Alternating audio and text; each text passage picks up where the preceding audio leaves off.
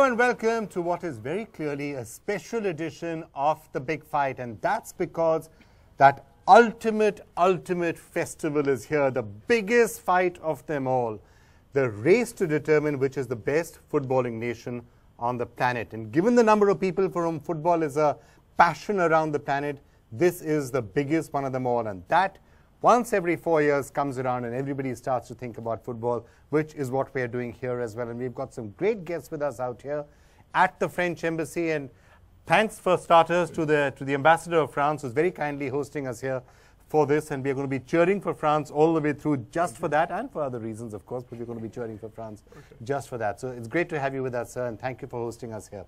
But we're also going to be asking one other question, of course. In addition to trying to figure out and predict who is going to be winning this World Cup, we'll also be asking ourselves that question. So when is India getting there? When is India going to be playing in the World Cup finals?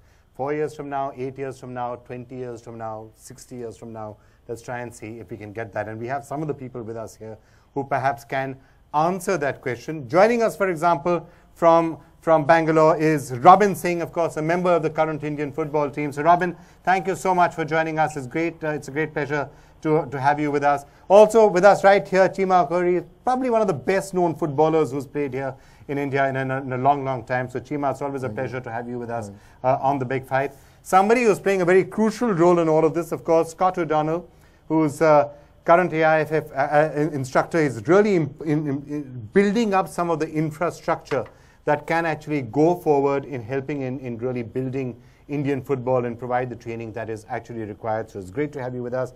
Lal Singh Minsaya is the owner of Shillong Lajung FC, also vice president, right, of the Football Federation. So maybe you can tell us how you're taking things forward.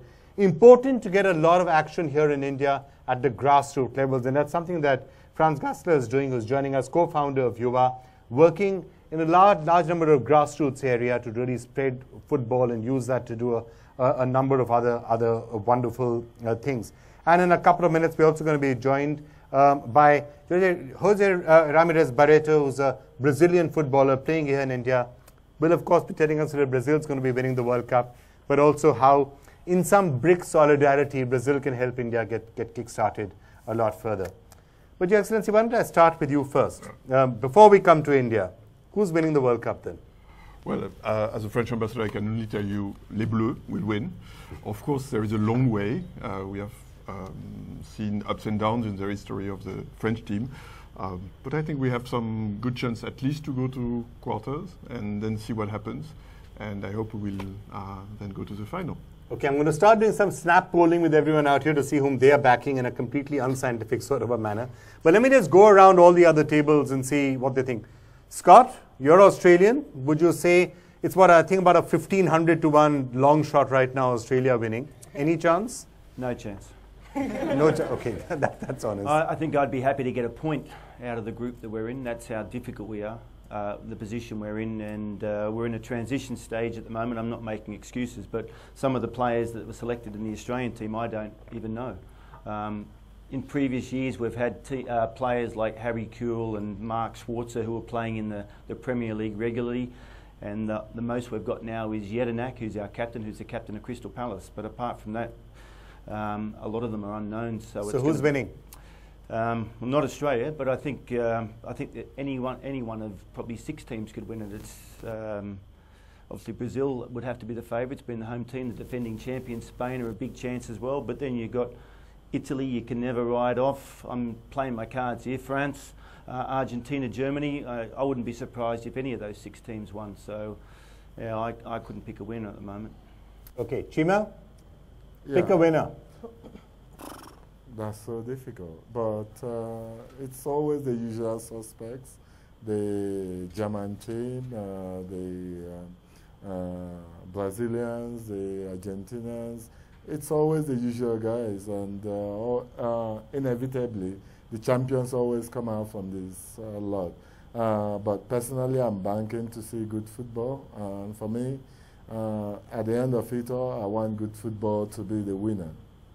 Okay, Robin, why don't I come to you next? If you were a betting man, which team would you bet on to be winning it or be in the semi-finals?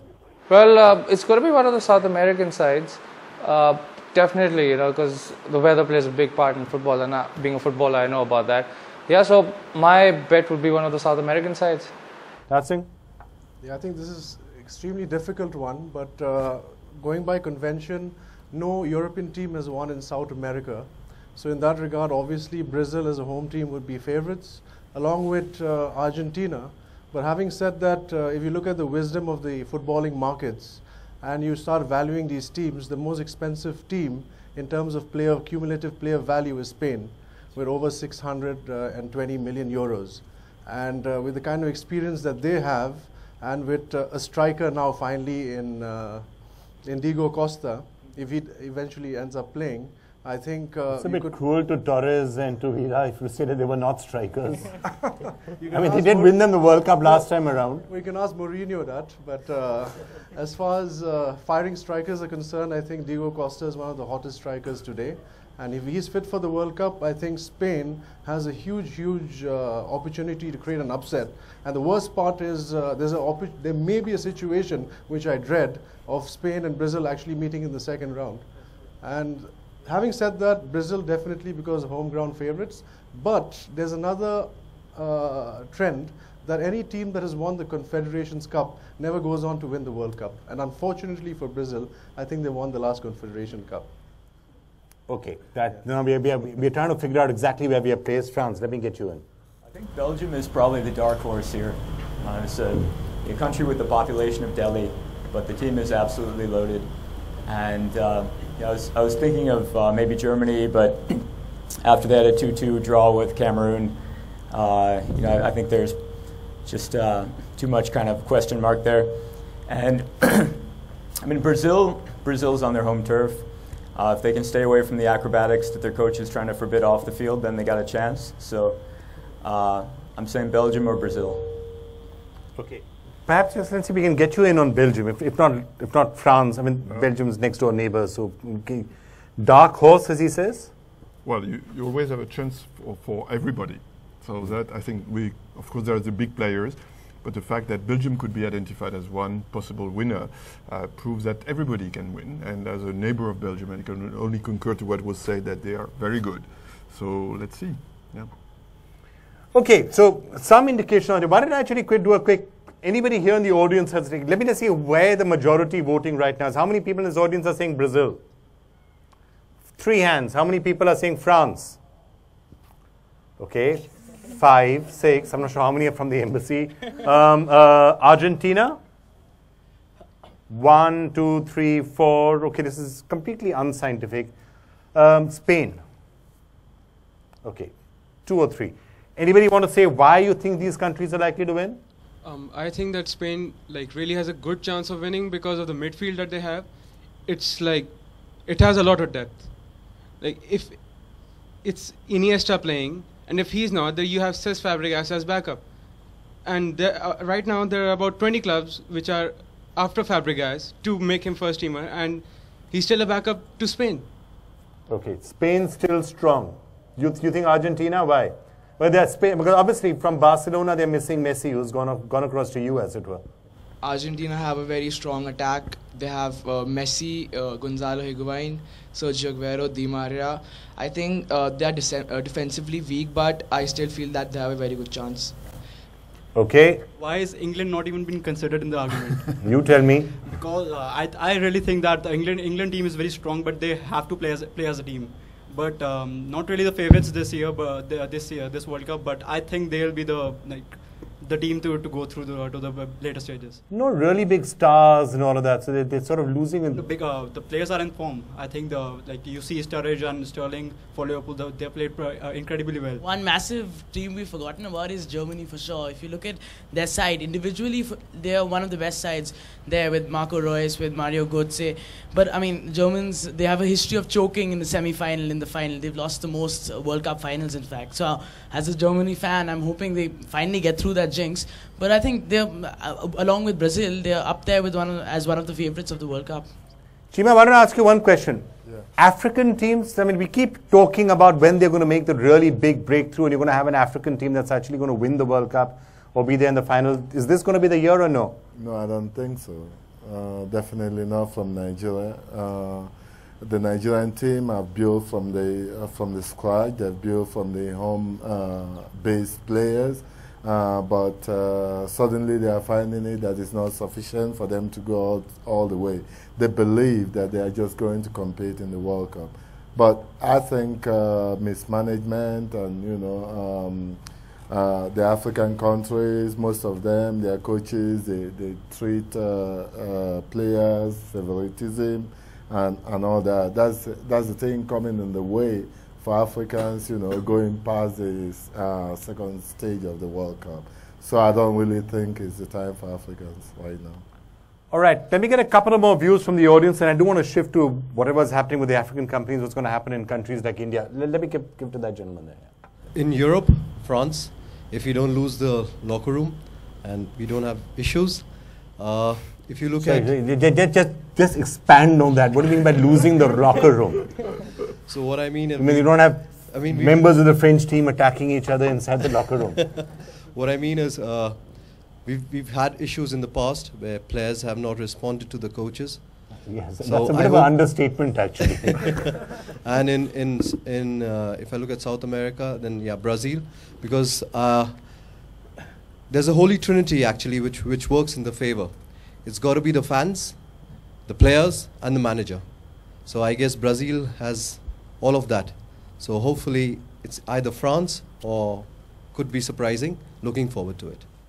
I have to ask one question, and let me see, maybe Scott, you can come in on this. The home factor which was being referred to, the fans and home ground, our stadiums, our fans, everyone cheering. That's true up to some extent, and there's always that home advantage. But that also does build the pressure, doesn't it? So sometimes if it's a final, it's like, 1-1, 3 minutes to go, the ball comes to you, you're defending. That pressure sometimes can tell. Yeah, you're right. But I think the players at the World Cup, they're all experienced players who were used to playing in front of their own supporters. I think the only disadvantage for Brazil this year is the fact that the unsettled fans and the general population who aren't entirely happy with Brazil hosting the World Cup. I don't know whether they're going to be on side once the World Cup starts or not, but that's definitely an issue that's been building up, and there's been a lot of unhappy people there thinking that the money spent on the World Cup could have been better spent on education and hospitals. So if that continues, and that positive buzz could also become a bit of a negative buzz that drags down the team a little bit. Yeah, it could be, but also if Brazil win their first game, then I think everyone will get on board and they'll support the team. But if they lose 1 or 2, then suddenly that pressure will become very painful. If they lose 2, they're out, yeah. Yeah, they lose 2, they're out, that's right. Okay, let me get the gentleman right here. As Scott was talking about the home advantage and everything, and the unsettled dispute about why did they host the World Cup this time. I think that could actually be a blessing in disguise for Brazil this time, because like he said, if they win the first game, it's going to be crazy, because I know the players, they're going to go all out, because for them this World Cup means a lot. I know they have fans who are unhappy, but if they win the World Cup, then the economic crisis or the economic stress that Brazil is facing at the moment, it could wipe it out completely. Yeah, but desiring to win something doesn't always translate into actually winning it. Because and with certain number of people praying doesn't always help. Otherwise, India would have won, between India and China, every World Cup, no problem. The lady here, and then I'm going to come to the gentleman there. Yeah, so it's also the home ground factor. Apart from that, I think they just won the Confederation, right? 2013, that too against He's right. People who win Confederation don't win World Cups. I don't know, that's more into astrology and all of that, but I think that it's just past history. But records are meant to be broken. Okay, yeah, you're right. Records are meant to be broken. Records are meant to be broken. But that too against Spain, which is right now the main danger for Brazil, I think. So if they won against them already, I think they're high on confidence right now. Okay, let me get a gentleman there. Yeah. I think with the issue of Brazil, there is a chance that they could implode, because there was a time they made it to the final on the home turf, but eventually lost it to Uruguay. Yeah. So that pressure from the fans could get to the team in a very negative way. And there are very few teams which are under the fan pressure that Brazil is. Can I just throw one other question to all of you, and perhaps you can start off with this. The two biggest players on the world stage for the last 3 years, right? Messi and Ronaldo. No one's mentioned Portugal till now. And the question is whether Ronaldo can on his own lift Portugal, as you know he's done sometimes with Real Madrid, and Messi. Both of them very strong with their clubs, but sometimes that club success doesn't always translate into country success. And in both their cases, you could argue that for all their greatness, they've never been that wonderful with their countries as they have been with their clubs. Football is not about arithmetics, it's about chemistry. So from time to time, that chemistry works, and you have a certain ambiance which is created by the connection between the players and the country, and something magic comes. Okay. Let me throw that to Robin Singh, actually, who's with us. Robin, this entire question of playing for country versus playing for club, I mean, here in India, and especially in something like cricket, it's obviously playing for the nation is the first thing, by far so much more important than club or IPL, which is at least for many of us, it's a bit of a tamasha compared to playing, you know, for the country, and that's when the pressures really go up. Football seems somewhat different, doesn't it? You know, there's always a different pleasure playing for the country, but that being said, I agree with the gentleman over there saying, you know, there's a chemistry that's involved as well. So when you keep playing for a club, you're together for about 8 to 9 months a year. And when your country calls up, you're there for 2 months. So, you know, it does take time to know your player who's playing around you and how they play. So, you know, that being said, but it takes time, but that's why we're professionals. You know, we do our jobs, we get our countries further up as much as possible, and that too with a club as well. So, as I would agree with the gentleman, I disagree with him as well. You're a professional, you're there to perform, and where, you know, we're talking about just one person, Messi, Ronaldo, I think football's a team game, so I don't think we should overpressure or underpressure a player. Okay, fair enough. Let me come to you on the club versus country thing, because you're now these football clubs are starting off in India. Does that help the national team or not? Clubs are supposed to be the breeding ground for talent, and development of talent happens through clubs. If you look at 2010, the case of Spain winning the World Cup, it is also because of Barcelona and Real Madrid developing those players. So, but coming to the Messi and Ronaldo thing, I think Messi always played better for Barcelona initially vis-a-vis Argentina, because he started playing in Barcelona at the age of 13. So he was very, very conversant with the people he was playing there, and they knew exactly what he was thinking and how he would move. Whereas in Argentina, the players took a little bit of time to get used to what he's doing. But I think things have changed gradually over the last year and a half.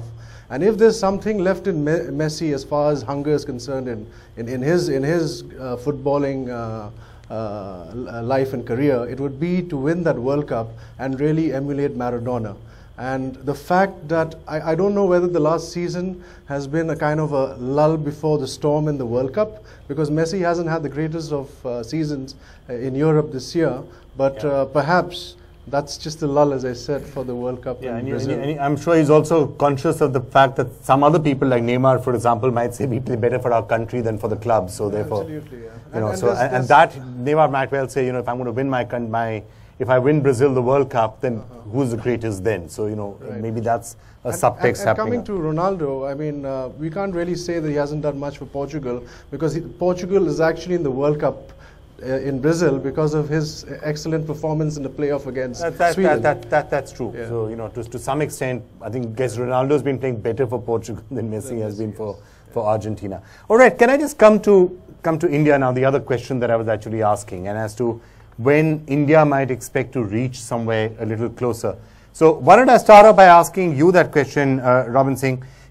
Every time there's a football World Cup, everyone says, so when's India getting here? And right now it seems somewhat far. What would be your take? When is India going to be making it to the World Cup finals, and what needs to be done to get India there? Well, personally speaking, I'm as hungry to play the World Cup as anybody out there. But that being said, I think we need to go step by step. We just cannot aim for the World Cup. You know, let's just say South Korea and Japan made a plan to play the World Cup 10 years from now, and they're there. So firstly, we need to have a plan. And secondly, I think we should be aiming to conquer Asia first. You know, it's one step at a time again. So you need to conquer your Asian territories before you go into the world. And this country has 1.2 billion people and growing. And I've played football for East Bengal as well, and now BFC as well. I don't think this country lacks talent. It's, you know, it's just hunger. Get hungrier. If you're hungry, just get more hungry. You'll get there. I promise you, if I can, I will get there. All right, Robin. Well, thanks a lot, Robin, for having joined us. Let me get your final thoughts on this program. I know you have to leave us. Your sense, what are the matches that you're really looking forward to in this World Cup? Definitely the opener. I want to see what Brazil has to do. But that being said, I'm going to look out for Ronaldo for Portugal as well. I'll be looking out for France as well, and obviously the underdogs Belgium. So I want to see how all these teams do. And that being said, I think I can't be picking up a favorite, but it's going to be one of the South American teams as far as I can see. But we can never count England out as well. So it's going to be a very open World Cup. So hopefully it should be a good, entertaining World Cup this time. And I hope and I wish all the countries all the best. All right, Robin, thank you so much for joining us. Thank you so much. All right, Scott, you take it from there now. So what can India do now? Well, we can continue to do what we're trying to do now. We're setting up grassroots programs, we're set up academies, we're improving the coach education, and that's going to be a long road. If we think we're going to get to the World Cup anytime soon, I think we're all kidding ourselves. I think the start we've got of hosting the Under-17 World Cup in 2017, I think that's a huge boost. Will be a huge boost for Indian football, but it's going to take a long time. Every other country in the world's trying to get to the World Cup, and we've got to be realistic. We've got all aspects of the game have to improve, from coach education to facilities, you name it, it's got to improve. But we need everyone working towards the same goal. The AFF can't do it alone. Have you seen the raw talent there though, or no? Yeah, I mean, there could be two ways you could argue that in India everyone's just so crazy about cricket that all the talent, anybody who's got any talent in sports at all wants to be a cricketer, and therefore no one wants to really get into football. But have you seen raw talent out there? There's talent all over the country, and as Fran said, there's talented players that he's seen. But if we go to anywhere to see a 6-year-old play, the quality of the 6-year-old Indian player is the same as it is in France, as it is in Brazil. It's what happens between when they start playing the game and when they become professionals, and that's where the gap starts. So grassroots football is the same all over the world. All the kids follow the ball around, they all want to score, but they have fun doing it. What we've got to do is get the players, the talented players at the right age, and start teaching them the right way from an early age, and that's something that's going to take time. Okay, Chima? Rightly, as you pointed out, there's no dearth of talents in India. It's just the way it's been managed, and it's people like him who've already been outside. He's from outside. He sees it from outside, you know, because the people who are here, who are in charge of football, they resist change. They don't want change. They don't want they don't want anything to happen for Indian football. They just want just to be like that. They don't want anything better. But I'm glad they've started looking at things differently, and now they are starting all these academies, because academy is good because you can take the kids when they're 6 and then you can teach them. You can just try to guide them in the way that you think is better for them. So yeah, I think AIFF is making a good effort, but I think it will be years before they reap this harvest. Okay, Franz, let me get you in on this. So grassroots talent, and also, I mean, are you seeing a lot of female talent? I'm wondering whether the Indian women are going to get to the World Cup first before the men. Yeah, they might. I think I've been putting some thought into this, and I think India is the greatest paradox in the world in sport. And with a country with this size population, with this much income, in a lot of areas, it's got the same medal count as Trinidad and Tobago. And I think it's definitely not because of a dearth of talent, because every single day I see it. I've been living in India for 7 years and in rural Jharkhand for the last 5 years. And Jharkhand has got twice the population of the Netherlands. I think Delhi has got more than, a larger population than Belgium. And I think what Scott said is right. You find, equal talent in a 6-year-old in Europe, or in the U.S. or in India, but I think in India, and especially among the girls that we're working with, at least, the talent might be equal, but the hunger and the work ethic is extraordinary, so much more so than in the U.S. And I think that raw talent isn't really the most important thing, but that work ethic and hunger to succeed is what's really going to carry these kids forward. I think that one thing. The single most important thing that's going to bring Indian football forward is coaching. In the U.S., when we wanted to start building soccer programs, we already had something to plug into. ice hockey, baseball, American football. All the soccer associations had to do was emulate those programs where the parents are coaching the kids, and we've got those systems in place. India doesn't have those systems in place, and a lot of the coaches who are coaching are just not fit to coach. And I think that once that is really addressed, the sky's the limit for India. It could happen very quickly that the women become, get into the top 5 if that happens. All right. Let me go to Barreto, who's joining us now.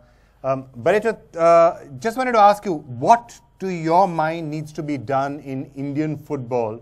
What could be done to take it to the next level? And do you think it's possible to take it to the next level reasonably fast? I think its initiative should be taken, is not only from the All India Football Federation. I think the initiative should be taken from everyone. I think everyone should be giving their hands. I'm saying when I'm talking everyone, I'm talking about the government, about the associations. I think still there's a lot of associations, a lot of federations in India that still not working out. So I think they have to become active, these associations, the federations. Now also, I think part of, I think the government also should be giving, I think, a proper support. I think a part of cricket today, other sports, they are not getting that much of support, what it's needed. So a part of, I think, football and other sports should be given the right importance. And I think everyone should come together and just helping out this beautiful sport that is football, just to coming up in the level that it's deserved. All right, fair enough. What can the federation do? You heard what some of the points that Chima was making, that it doesn't look as if there's been a determined enough push to really try and get some of these things sorted out. And now, of course, there's a lot of private involvement, and football leagues and all are coming up, and those football leagues could be big, but what else can be done? I think as far as development... Do you first of all agree with the comments that Chima was making? No, I would agree with most of the comments that Chima has made. And I think, when you talk about football, there's no rocket science to really understand where we are and why we are here. If you really simply analyze, everything is about human resource development. And as far as football is concerned, it's like, just imagine two kids. One child who has been given access to decent education, right from the school level, gets into an IIM or an IIT, and then goes and develops his career. And another child who's got no access to education, no proper education, can hardly finish his class 10 because there are no schools in his area. And then you expect the same child to compete with the other person who's got the entire education. So even in football, it's as simple as that. If you look at football over the last 20, 25 years in this country, unfortunately, if you look at statistics, more than 60% of all our national teams have been produced by a small academy in Jamshedpur, which is the Tara Football Academy, which hardly has a ground and a half. And from national and Asian standards, you wouldn't even call that infrastructure an academy. And even Robin Singh, for that matter, is actually from the Tata Football Academy. So I think that's where it's really uneven. The playing field for Indian football is really uneven. But that is the past. As far as the future is concerned, I think we're going through a huge, huge, interesting moment in this country today, because I think football today in this country is more popular than it's ever been. So that obviously is going to translate in what you mentioned, the corporate sector, the government, and the fans, supporting the game. And I think it's the synergy of all these various things that are required to take the game forward. Well, what does France do? I think our conviction is that talents are there. They just need to be identified, supported, and brought to the global scene. Because at the end of the day, football is a global sport with strong national roots. So both are moving together. So the day young Indian players will be on the international scene, in clubs across the world, in Europe, in America, everywhere, that will be a driving force. And more youngsters will follow their example and will want to play football, will want to engage in football. So I think that's something we very much have in mind, and we are very happy to see that Paris club PSG is now engaging with India. They will set up an academy in Delhi we have the football club of Metz, which is working with young Indians to establish connections with French players and to work together. So I think if we can be part of that great endeavor, we'd be very happy. So, Scott, I'm wondering whether economics is going to play a role in this, because obviously anyone, anywhere in the world, when they're looking at what the big markets are going to be for anything in the future, you're saying China, you're looking at India. So increasingly you will have the Manchester Uniteds and the Barcelonas and all the clubs also saying, but look, the next big wave could be in India, English Premier League clubs. So when all of them get interested, then perhaps economics will also be driving some of this. Yeah, that could have an influence. The important thing, I think, for foreign clubs coming in, and it's great that so many clubs are showing an interest, is the prime reason why they're coming. Are they coming in to sell more shirts, or are they coming in to help develop Indian football? And I think they'll come in to sell the shirts and to get people interested, but then as a fringe benefit, people will start getting trained. Yeah, I mean, the more boys and girls playing football, the better it is for everyone. So we welcome that, but we've just got to make sure that we're trying to. Ming was saying that it's not rocket science, and the Spanish, they share their philosophy, they share their training programs to anyone who wants to listen. And if you have a look at it, it's not difficult. It's just getting organised and having the right coach education, getting the players, giving the players the right environment to play in and train in, and then it goes from there, and it's going to take time. Okay, France, the involvement of more and more global corporates coming in here, is that a positive or a negative? In my view, it's a little bit neutral, because I mean, Scott said it's about, are they coming in to sell shirts or get Indian fans, or to develop Indian football. And I think, assuming it's a former still, I think you can't really do both. I think either you want to sell the shirts or you want to develop the football, because you got to get out of the cities, and you've got to get into, at least out of Delhi and Bombay. Yeah. And if you're charging 10,000 rupees, 20,000 rupees for your lessons, you're going to get a lot of people who are not interested in being footballers. They're coming once or twice a week. But the greatest coach in the world is the game itself, and if you're not playing every day, you're not going to get very good. So I think you've got to get into the tier 2 and the tier 3 cities where people don't have much money, and where you're not going to make much money. You're going to have to spend money, and that's what I think NGOs are doing. And that's where really perhaps the next big wave of Indian cricketing talent came, is when cricket you started to get talent from the small cities, Jharkhand famously, of course, but elsewhere as well. All right, Rajesh. Two things to my mind are very, very important. One is getting the best-in-class programs at the grassroots level. We have a lot of traction for football in the country, which we can see in terms of change or improve in viewership numbers on television, on matches. All right, Barreto, before I take a break, let's think of an exchange program. India will teach Brazil cricket, and you send a bunch of people from Brazil here to teach Indians football. How about that? How do you in Brazil, I mean, I'm sure most kids learn to walk with a football near their feet, but how are they groomed? How's that talent honed? Wow, it's not that difficult. I think there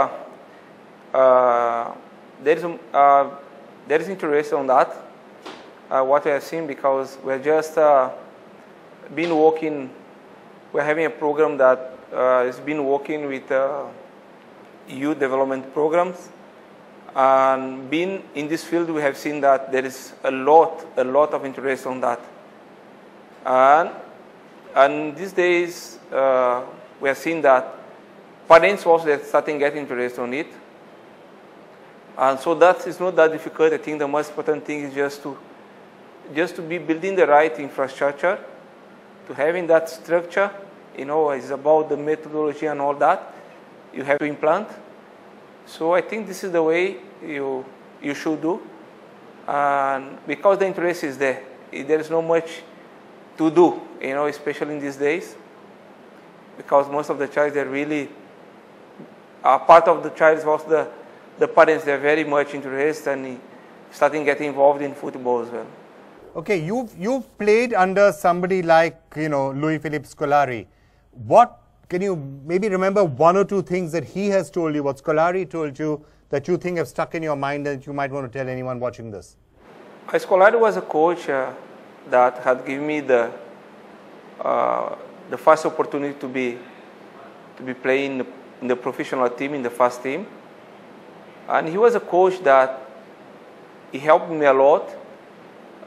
Just being a boy of 18 years old, and just bring me along with the first team, with players with 25, 28 years, the first team, the principal team. He was a player, he was a coach that he gave me total freedom of thinking.